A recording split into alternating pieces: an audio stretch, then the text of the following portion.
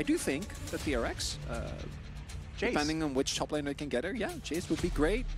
Malphite's already banned away. You get a ton of extra range, which is really good into both the Xayah and the Veigar. Look at that. Beautiful. DRX, they get it. They do. They get it indeed. Could have even been a Rumble. Whoa, Equalizer over a scatter.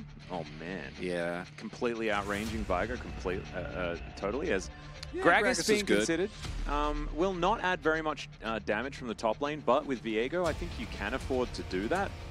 As KT not really revealing very much. DRX not revealing very much either. This is just supreme handshake. The most handshake between these two squads as far as composition is concerned. But I think like DRX just got like a little bit better in every category. Oh my, look at the balance. It's just Sponge. His win rate is too good. We needed balance. It's not cool, Sponge. We needed 50-50 on everyone. Oh, okay. All right, well. Okay, KT bot lane. KT bot lane doing pretty good with this old Xayah Rakan situation. You can see they're already going aggressive here very early on. Piero still burning down. He's going to have to flash. Does so very, very late. And DRX kind of off to a rough start down here. Yeah. Keep asking. Well, he wasn't tweeting about how bad they are. He's just asking for some challenge. As okay, Seitab could be in trouble. But Feisty could also, as Seitab's just going to go down. That is a beautiful bait from Feisty, and Humbug is going to lock down first blood. The only we're getting a good one. The only terrible option is the Ocean Soul. It's not necessarily terrible, but it's the worst one. As Knockup comes in, greedy from Seitab. Not going to flash, and therefore he is going to die. You just need to flash those. There is a theory that you could use Shirley in order to get more control of the bottom side, but as you can see here, the Event Horizon going to come down. Fleta immediately going to have to flash. Piero does exactly the same thing as now the fight is on. The Feisty just says no to the monkey. Humbug is going to possess him as well, and KT, they just evaporate the enemy jungler. Very rough. Shirley going to come into this mid lane, but with Gragas turning up and this Drake nowhere near started, going to have to be control of mid, and then try desperately to grab this first Hextech. Of course, it is just Soul Point, but it just makes life so difficult as this game goes on. This is a good position here for DRX, with them having control on the river, being able to poke a lot. Yep, Scatter is going to land. Humbug taking a bit of damage there as well, as Castle just trying to find that flank angle. If there is a Zeri moment, that could save them from this, but KT Freight Train moving forward, and it looks like DRX not quite strong enough to stop them for now. Sponge is going to pull out the Dragon from the pit. Shock Blast not going to connect. They need a few of these to land. Yeah, I think so that KT can't get in. Yeah, I think with the health bars being a little bit low on Humbug and Hype, just going for the cross map here is a great call from KT. You don't need to flip on this. This is just the first Hextech Drake. You're going to get mid lane turret, which gives you a ton more gold. Oh, good old Mord. Yeah, a lot of great moments. And then actually it turns out not enough was good enough to make Mord good again. So what can you do? Sponge in a bit of trouble. He does have Warrior Trickster trying to interrupt them with the Cyclone. Does get the second knock-up, but he's still real dead. And that is going to be KT taking away the enemy jungler, escorting him out of the jungle and moving towards a Baron. And now with no jungler available, how are you supposed to contest this? The answer is you're not.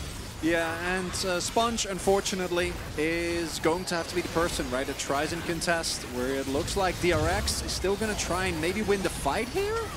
Yeah, I don't know about that one. As Event Horizon does come down, that's a flash forward. Wei is going to die, but that is just the Rakan. Not exactly the most massive value as the Zeri just jives in and explodes. Not going to be able to withstand the might of KT, and a lot of it just comes down to little Yordle there. Feisty having an amazing game here as well. Yeah. Going in. As, yes, Sponge is going to be cycloning for a moment. This Baron's still here, though, and they are going to be able to take down the turret eventually, utilizing the empowered Siege Minion. I mean, it is the flank. The Lulu flank is something that not a lot of people expect. The Sponge is going to be able to dance forward on this one. They do find Hype, who's going to have to flash. Doesn't get the Cyclone knock-up, but does get that one, as now Hype is dancing forward. Sponge going to be flashing to try and get himself out of there, as Seitab trying to help from the other side, and this flank 100% did not work. In fact, KT are going to benefit the most. This could be a fast track to Game 2. Looking like it. KT going to push on here as Seitab goes down as well. Well, he just jumps off Skull. I mean, and I says, guess, "Ha-ha." but you do E him, and then he doesn't exist in the video game. Yes, he does. He always exists. He always gets to go. Brr, brr, brr, brr. You know? I guess. Oh no. Oh no. Well, Sponge is on a merry jaunt towards the Death Chamber. He will now spend some time there. The even though level 1 was very favored for Hype and Wei as well. Castle blows his done. stopwatch. Should be okay. Well, yeah. For a Like a little bit. rough time, Yeah, it's as Flash. they at least managed to get this in a turret. So, we're going to go for a base race as the Baron is being started. Interesting. Sponge only just came out of the Death Chamber, as I was pretty focused on that one before. So KT with 4 members are going to be able to take the Baron. KT is up 7.5k gold, so they have full map control, so they should just be able to pick any objective that they want. As Clear might be in some trouble, does not have Flash.